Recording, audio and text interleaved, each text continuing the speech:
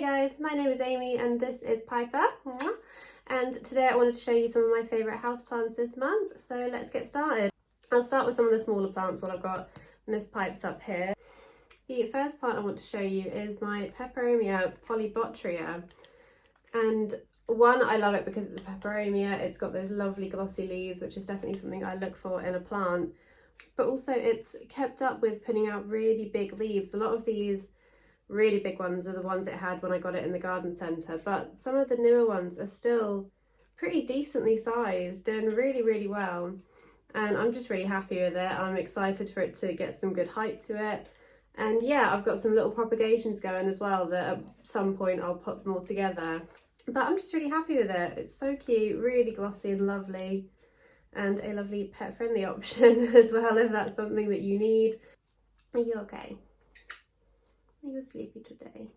Yes.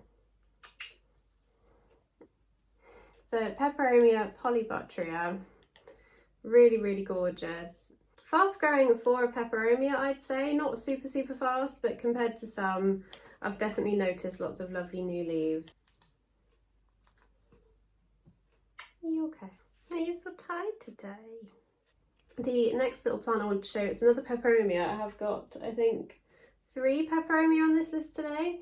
This is Peperomia Incarnate, and this is a wish list plant for so long, and it's definitely put out some little tiny baby leaves. You can see there and there that are slowly growing. So it's definitely slower than the Polybutria, but hang on, we've got a pup looking to get down. So the Peperomia Incarnate is definitely a little bit slower growing, but regardless, I just love it so much. It was a wish list plant for years, and I'd see them pop up every now and then on eBay, but they're a little bit expensive. But this one was, I think, £5 with a couple of quid postage, which for one of these I think is quite cheap considering they're a little bit harder to get a hold of. And I just love it. It's so velvety fuzzy and really cute, and I've seen pictures of these where they've grown really tall, so I'm hoping one day mine will look like that. But for now, it's just this really cute, dinky little plant, and I'm super happy with it. Next up, I'll show you one of the bigger plants on this list today. This is my, I think it's a holly leaf fern, the Citomium falcatum. I'm not entirely sure how it's pronounced, but it is huge. I might have to include some pictures so you can see it all, but it's one of my favourite plants overall. I've loved it for a long time. It was a lot smaller when I got it, and it's been doing really well, pushing out some lovely new leaves lately among the plant. Really gorgeous. I just love it so much. It's such a cool jungly plant, really gorgeous. It was even bigger, but I had to chop off quite a lot of the fertile fronds because they started dropping spores everywhere. But I think next time, because we do have, you can see here, there's a fertile leaf, I might have a go at growing them, see how that goes, maybe try some different ways of trying to grow the spores. But really lovely plant. It's been putting out some new growth lately. Really happy with it, and a favourite overall in my collection in general. Next up, you guys will have seen this plant if you watched my fastest growing houseplants video. This is my Pylia Pepperoniolis, and I just love the way it's looking at the moment. I love the way it's growing, and I'm sure even some of the leaves have gotten bigger since that video I put out. Some of these have gotten huge. Really cool, and it's got lots of pups that I'm choosing to leave in the plant for now. I like how they're looking all together. There's a couple in the back as well, but I just really love the way it's growing with all the leaves facing one way.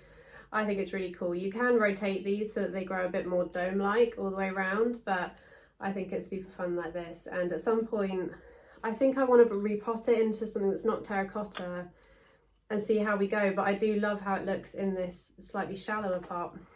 Definitely a favourite and a sentimental plant as it was a wedding gift, and you can see tucked in the back here is our wedding cake topper. You can see a little Piper down there as well. So really cute, very sweet plant, really happy to have it.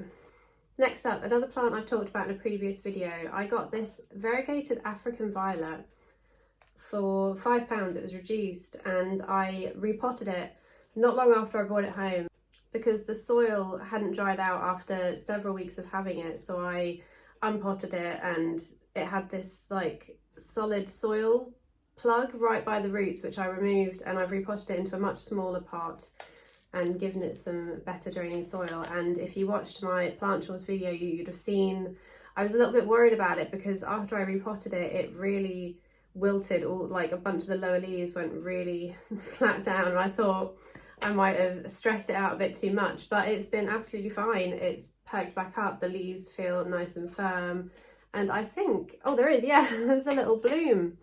There you go, you can kind of see, I'm sorry about the sun. Right in there, I'll add a picture as well so you can see a bit better, but it's put out a bloom, which I think must have been already as a bud when I got it, but really good that it's stayed happy enough to, oh, there you go, that's a better view, that it stayed happy enough to continue blooming. So I'm really, really happy with this one. And I think I've got 3 of the leaves that fell off of it that haven't rotted so far. No roots yet, but they haven't continued to rot. So there's hope that we might have some propagations of this soon. So yeah, variegated African violet, really, really cool.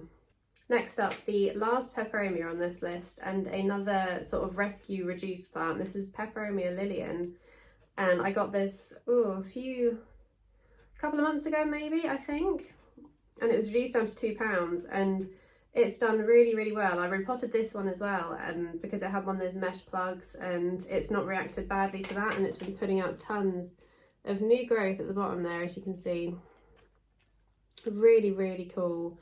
Really happy to have it and to have it doing well for me, and I've got tons and tons of leaves that have snapped off since bringing it home, because peperomia is so brittle, leaves snap off all the time. I've got tons propagating. Most of them, if not all of them, have rooted now, and I'm hoping to see some little tiny baby leaves in the next few weeks. Overall, I think this is possibly one of my favourites in my collection in general, but I'm just really happy that it's adjusted really well to my home and to being repotted, and that we have some lovely new growth all around the bottom there. Really, really cool. I love the texture of this plant, and for £2 I'm so happy with it. Next up, I think this is the only toxic plant on this list, but this is Sansevieria Francesca Eye. I'm not entirely sure how it's pronounced, but this is my favourite Sansevieria, and I love this one for the shape. I love the way it grows. It's incredibly sharp, so you do have to be careful with it, but it is just so cool. I find with other Sansevieria that are a bit more like this, where they have much thicker leaves, they're really quite slow growing. I don't tend to notice a lot has happened with them, but this one I can definitely see has grown quite a bit taller, and the leaves are getting noticeably longer compared to the younger ones. So I just think this is so interesting, such a cool looking plant. I think it's the Plant Rescuer on Instagram. I'm pretty sure she has a really, really cool one of these that's shot off pups all over the place, and it's like leaning, growing really like in an interesting angle, that inspired me to want to get one of these. So I'm really happy that I have one. I've had it for maybe a couple of years now, I think. And if I can find a picture of when I first got it, I will include it, because it's definitely sized up since then. A really, really unique plant that I hope will continue to grow really big, and if it does want to start leaning, I think that would look even cooler. Next up, this is another plant that's just been growing really, really well for me this summer. It took quite a long time to get settled in. It had a really long acclimation period, but it has just taken off this year, which makes me so happy, and it's starting to hang down a bit now, which makes me really, really happy. This is the Aescyananthus, either marmoratus or longicalis. If you guys know the difference between the two and what this would be, do let me know. I guess I'd guess it's the longicalis because the leaves are quite narrow, but I can't tell if there is a difference or if it just has a couple of names. But it's the Black Pagoda lipstick plant, and it's got, I mean, look at the backs. They are absolutely incredible. Just so, so pretty. I can't wait for it to be hanging down as a lovely like canopy of Black Pagoda lipstick plant. Just absolutely incredible. I love the pattern of the leaves, and I'm so happy that it's thriving. I think we're down to the last two plants now. The second to last one I want to show you is my Nepenthes Gaia, and I love this one. I think the pictures are so cool, and I love the sort of neon green leaves like contrasted with the reddy orange pictures. And this has been doing really, really well for me. We've got, what, 1, 2, 3, 4, 5 pictures on it, which, considering I keep underwatering this and letting it go way too dry, is really good. If I kept up with the watering better, there would definitely be more pictures on it, but I think I've mixed too much perlite in with the carnivorous plant soil mix, and so I'm not keeping up with how thirsty it gets. I'll change out the soil soon so that it doesn't get so dry so often, because when I do keep on top of the watering, it will just have pictures going all the way around, and it looks absolutely incredible. Look at that, you can see a new leaf there. I love the sort of orangey bronzy colour the new growth comes through. This whole plant is just so interesting, really, really cool. And this one, I've noticed, compared to other nepenthes I've got, stays a bit more compact. It doesn't grow quite as tall. I definitely recommend giving this type of nepenthes a go if you haven't had any before, because it is very forgiving and very rewarding in that it does seem to be quite happy to put out lots of pictures. They don't get any special treatment, there's no humidifiers here, they get tap water, so they've been doing absolutely fine in those conditions. And the last plant on this list today is my Calathia rufibarbara. Is that correct? I'm not sure. Calathia rufibarbara. And this one was never one that I intended to buy. It was a stowaway in a Stromanthe I bought about 3 years ago. It was just 2 leaves, I think. And so I separated them and thought I'd see how they got on. And as you can see, it's just taken off since then. And it's in this shark pot I painted that it's supposed to hang on the wall. You can see there. So I just use that as the drainage hole. But it seems to work well. It seems very happy in here. And it's just growing so well. For a Calathia, I found this one to be fairly easy. It lives in my bathroom with the shower, so it does get quite good humidity, but it's fairly low light and it's still sizing up really well. And I just love how fuzzy the leaves are. You might be able to see in the sun. Really, really interesting. I know at some point I'm possibly going to have to repot this because there's not a ton of soil in here, but at the moment it seems really happy, so I'm going to leave it in there and continue to let it do its thing. It's got lovely purple backs to the leaves as well.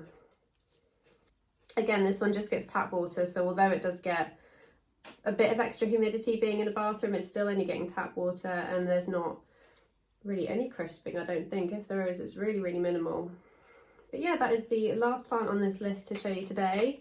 I'd love to hear what your favourite plants at the moment are. Have you got some that are performing really well? Or do you just have some core favourites that are always sort of very high up on your favourite list, like my holly leaf fern? But otherwise, thank you very much for watching. I really hope you enjoyed this video. If you did, please like and subscribe. And if you'd like to find me anywhere else, I am Amy's Greenish Thumb on Instagram and TikTok. And I'll see you next time. Bye!